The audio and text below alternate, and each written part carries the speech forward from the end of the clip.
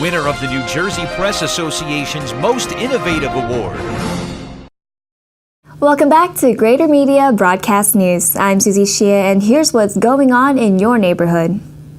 Honoring the fallen, move over for safety, International Film Festival returns, basketball coach controversy, and walking a mile in her shoes. Law enforcement officers can make no greater sacrifice than dying in the line of duty. Since 1854, almost 500 police officers have lost their lives in the name of public service in New Jersey. They were honored last week during the New Jersey Law Enforcement Memorial Service in Ocean Grove. Police officials and survivors of those lost gathered to ensure that such sacrifices are not forgotten.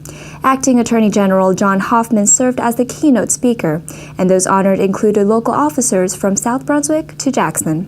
For more on the memorial service and its impact on the community, see this week's editions of Greater Media Newspapers. And here's Mark Rosman with more headlines. The Russell Berry Foundation recently presented a $50,000 Making a Difference Award to Joyce Jenkins of Marlborough in recognition of her years of service to the Paul M. McGuire Family Health Center in Freehold Borough. The health center provides free primary medical care to individuals who would not otherwise be able to see a medical professional. Jenkins is the founder and director of the McGuire Family Health Center, which has been located in Freehold Borough since 2005. She's a full-time nurse practitioner at Monmouth Medical Center in Long Branch, and she volunteers at the McGuire Family Health Center 2 nights a week. As reported in the news transcript, Jenkins said her award will be used to pay bills, pay rent, and obtain supplies for the health center. In its 9 years of operation, the McGuire Health Center has served more than 3,000 patients, totaling more than 10,000 visits. Back to you, Susie. It's time to move over. Here's Jennifer Amato with details about a new law enforcement campaign this month. Law enforcement agencies are bringing attention to New Jersey's Move Over law, a statute that requires motorists to shift lanes or slow down when authorized vehicles display emergency lights. Local police officers have cited the danger of policemen making motor vehicle stops along busy highways, and roadside workers, tow truck drivers, and maintenance workers are also placed in harm's way as drivers speed past. Drivers are cautioned to be conscious of flashing lights along roadways. Violators face penalties and a fine of between $100 and $500. And here are some more headlines that you need to know. Hundreds of males are expected to walk a mile in high heels this week to raise awareness about sexual violence against women. The event, titled Walk a Mile in Her Shoes, will have them clomping their way through the halls of JFK Memorial High School in Woodbridge to raise money for the town's domestic violence response team. A former Middlesex County basketball coach was charged last week with improperly touching a male teenager who was a member of his travel basketball team at Middlesex County College. 43-year-old Christopher Tarver was also charged with allegedly obtaining nude photos of the teen in exchange for alcohol and marijuana. Monmouth County freeholders unanimously passed a resolution supporting state legislation that ramps up state funding for open space. The bill promotes the use of tax revenue for the preservation of open space. And speaking of open space, the site of a Sandy-damaged apartment complex will become Seabright's first waterfront park. A contract between owners of the Anchorage apartment complex and the DEP is being drawn up to convert the site into open space. For more on any of these stories, see this week's editions of Greater Media Newspapers. And here's Tim Morris with an update on the local sports scene.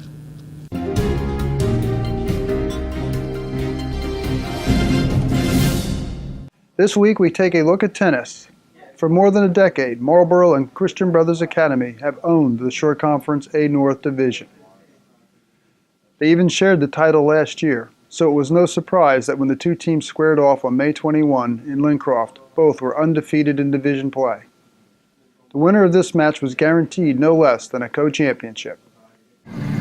Although Marlborough's David Z, returning serve here, had his moments against CBA, winning this point and outlasting Dine in this long rally.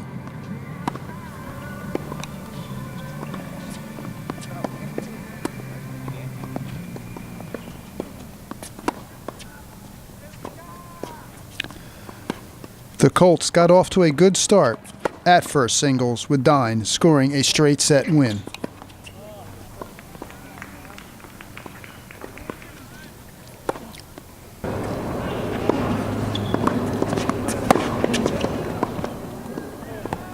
His solid return set him up for that straight set win.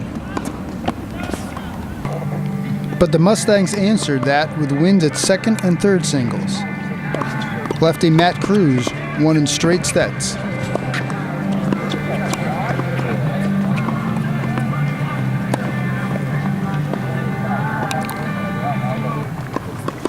As did the steady Alex Rahman at third singles.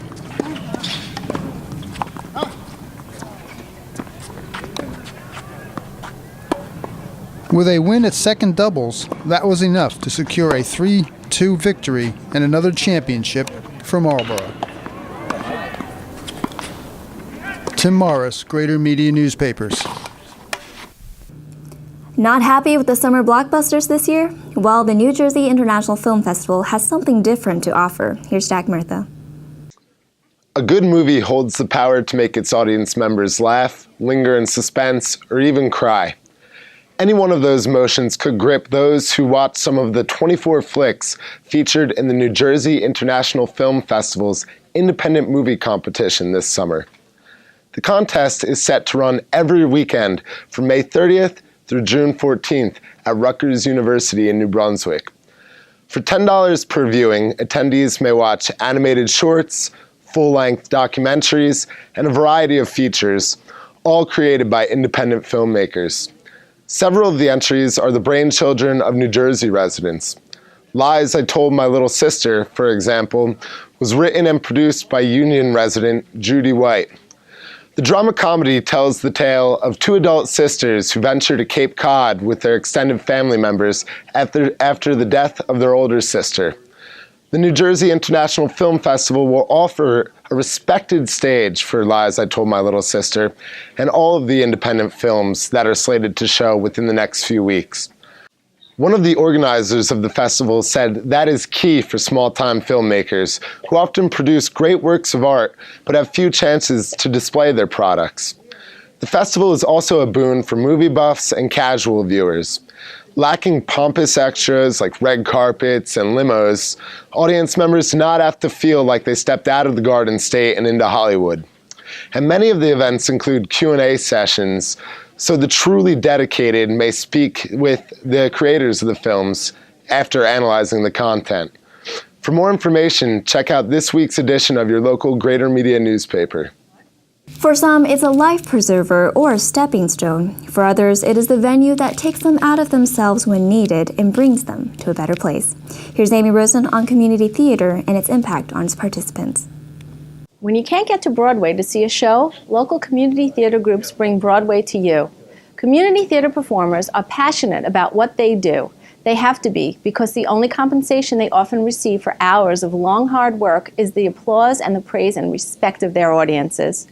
This year's cover story, running in all Greater Media newspapers, takes a look behind the curtain into the lives of those involved in some community theater groups in this area. You'll meet a wide array of thespians and crew members who may be a business owner, a financial advisor, a chief of staff, a retiree, or a stay-at-home mom by day, and someone totally different on stage. But they all have a common thread. All have managed to find a rewarding balance between their passion for theater and their busy lives, and all feel that via community theater, they have the best of both worlds.